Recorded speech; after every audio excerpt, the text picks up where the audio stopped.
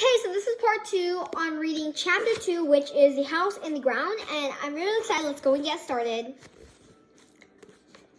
Early in the morning, Pa helped Mr. Hansen move the wagon bows and cover onto Mr. Hansen's wagon. Then they brought everything out of the dugout house up the bank and they packed it in the covered wagon. Mr. Hansen often helped move the things from Pa's wagon into the dugout, but Ma said, "No, Charles, we will move in when you come back." So Pa hitched Pen Patty to Mr. Hansen's wagon. He tied Bunny behind it, and he rode away to town with Mr. Hansen. Laura watched Pen Patty and Bunny going away. Her eyes smarted and her throat ached. Pen Patty arched their necks, and their manes and tails rippled in the wind. They went away gaily, not knowing what they were coming back. The creek was singing to itself down among the willows, and the soft wind bent the grasses over the top of the bank. The sun was shining, and all around the wagon was clean, wide space to be explored. The first thing was to untie Jack from the wagon wheel. Mr. Hansen's 2 dogs had gone away, and Jack could run about as pleased. He was so glad that he jumped up against Laura to lick her face and made her sit down hard. Then he ran down the path, and Laura ran after him. Ma picked up Carrie and said, "Come on, Mary, let's go look at the dugout." Jack got to the door first. It was open. He looked in, and then he waited for Laura. All around that door, green vines were growing out of the grassy bank, and they were full of flowers. Red and blue and purple and rosy pink and white and striped flowers all had their throats wide open as if they were singing glory to the morning. They wore morning glory flowers. Laura went under the singing flowers into the dugout. It was one room, all white. The earth walls had been smooth and whitewashed. The air floor was smooth and hard. When Ma and Mary stood in the doorway, the light went dim. There was a small greased paper window beside the door. But the wall was so thick that the light had from the window stayed near the window. That front wall was built of sod. Mr. Hansen had dug out his house, and then he had cut long strips of prairie sod and had laid them on top of one another to make the front wall. It was a good thick wall with not one crack in it. No cold could get through that wall. Ma was pleased. She said, "It's small, but it's clean and pleasant." Then she looked up at the ceiling and said, "Look, girls!" The ceiling was made of hay. Willow boughs had been laid across and their branches woven together, but here and there the hay that had been spread on them showed through. "Wall," Ma said. They all went up the path and stood on the roof of that house. No one could have guessed it was a roof. Grass grew on it and waved in the wind just like all the grasses along the creek bank. "Goodness," said Mom. "Anybody could walk over this house and never know it's here." But Laura spied something. She bent over and parted the grasses with her hands, and then she cried, "I found the stovepipe hole! Look, Mary, look!" Ma and Mary stopped to look, and Carrie leaned out from Ma's arm, and Jack came pushing to look. They could look right down into the whitewashed room under the grass. They looked at it till Ma said, "We'll brush out the place before Pa comes back. Mary and Laura, you bring the water pails." Mary carried the large pail and Laura in the small one, and they went down the path again. Jack ran ahead and took his place by the door. Ma found a willow twig broom in the corner, and she brushed the walls carefully. Mary watched Carrie to keep her from falling down into the creek, and Laura took the little pail and went for water. They hardly skipped down the little stairs to the end of a little bridge across the creek. The bridge was one wide plank. It was another end under a willow tree. The tall windows fluttered slender leaves up against the sky, and little willows grew around them in clumps. They shaded all the ground, and it was cool and bare. The path went across it to a little spring where cold, clear water fell into a tiny pool and then ran trickling to the creek. Laura filled the little pail and went back across the sunny footbridge and up the steps. She went back and forth, fetching water in the little pail and pouring it into the big pail set on a bench inside the doorway. Then she helped Ma bring down from the wagon everything they could carry, then moved nearly everything into the dugout when Pa came rattling down the path. He was carrying a little tin stove and 2 pieces of stovepipe.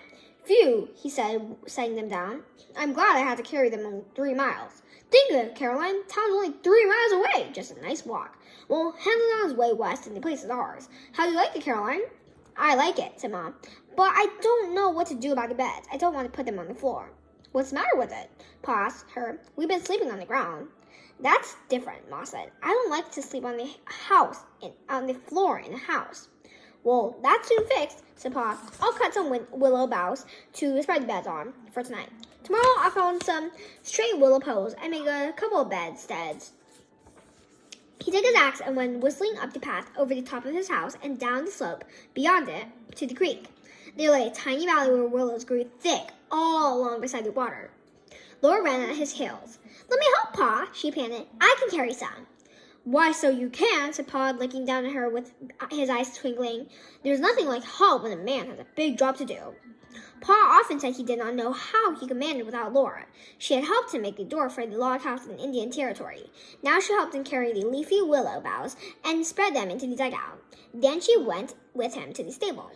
All four walls of the stable were built of sods, and the roof was willow boughs and hay, with sods laid over it.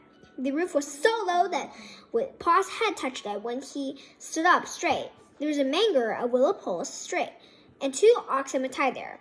One was a huge gray ox with short horns and gentle eyes.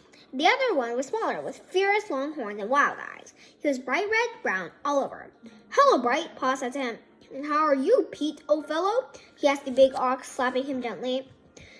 "Stand back out of the way, Laura," he said, "till we see how these cattle act. We got to take them out to the water." He put ropes around their horns and led them out of the stable. They followed him slowly down the road to a level path that went through green bushes to the flat edge of the creek. Laura slowly tagged after them. Their legs were clumsy and their little big feet in the middle. Their noses were broad and slimy. Laura stayed outside with the stable while Pa tied them to the manger. She walked with him towards the dugout. "Pa," she said in a low voice, "did Pet and Patty truly want to go out west?" "Yes, Laura," Pa told her. "Oh, Pa," she said, and there was a tremble in her voice. "I don't think I like cattle much." Pa took her hand and comforted it in his big one. He said, "We must do the best we can, Laura, and not grumble. What must be done cheerfully. And someday we will have horses again." "When, Pa?" she asked him, and he said, "When we raise our first crop of wheat." Then they went out into the dugout. Ma was cheerful. Mary and Carrie were already washed and combed, and everything was neat. The beds were made on the willow boughs, and supper was ready. After supper, they all sat on the path before the door. Pa and Ma had boxes to sit on. Carrie cuddled sleepily in Ma's lap, and Mary and Laura sat on the hard path, their legs hanging over its sharp edge. Jack turned around 3 times and lay down with his head against Laura's knee. They all sat quiet, looking across Plum Creek and the willows, watching the sun sink far away into the west, far away over the prairie lands. At last, Ma drew a long breath. "It is all so tame and peaceful," she said. "There will be no wolves or Indians howling tonight. I haven't felt so safe at rest since I don't know when." Pa's voice slowly answered, "We're safe enough all right. Nothing can happen here." The peaceful colors all went around the rim of the sky. The willows breathed and the water talked to itself in the dusk. The land was dark gray. The sky was light gray and stars prickled through it. "It's bedtime," Ma said, "and here's something new anyway. We never slept in the dugout before." She was laughing and Pa laughed softly with her. Laura lay in bed and listened to the water, talking, and Willow whispering. She would rather sleep outdoors, even if she heard wolves, than to be safe in this house dug out under the ground. And that's it for Chapter 2. Tomorrow's Chapter 3, I'm going to read it tomorrow. And bye!